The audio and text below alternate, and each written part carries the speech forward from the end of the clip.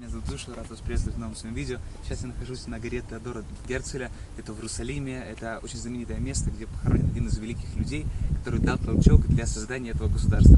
Почему я об этом говорю? Создание государства это была у человека такая идея, такая, знаете, как сказка в голове. И очень часто, когда мы ставим новые перед собой цели, которые вы перед собой ставите, это как будто бы сказка, да, что-то, во что сложно поверить. И я хочу рассказать вам о возможных проблемах, и проблемах, которые, скорее всего, будут, когда вы ставите эти цели. Вы поставите цель, грандиозную, красивую цель, например, создание государства, да, своего государства, какую-то большую цель. После этого вы начнете действовать, и у вас наверняка начнет получаться, у вас будут новые изменения, вы увидите свое движение, потому что некоторые люди вам помогут, некоторые люди скажут, что хотят как-то принять участие в этом, и у вас будет получаться. Но какая есть проблема? Проблема будет такая, что через некоторое время, через неделю, через две, вы будете делать много действий, будете замечать за собой, что делаете все больше и больше, но результата не будет никакого.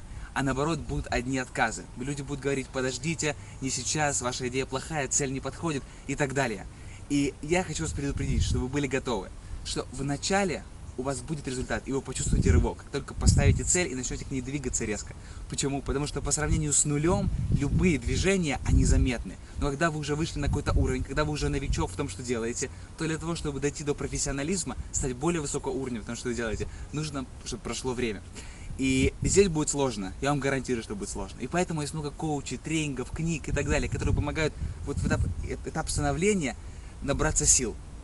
И когда вы об этом знаете, уже у вас есть силы, вы уже можете сказать: о, сейчас я нахожусь именно в этом этапе.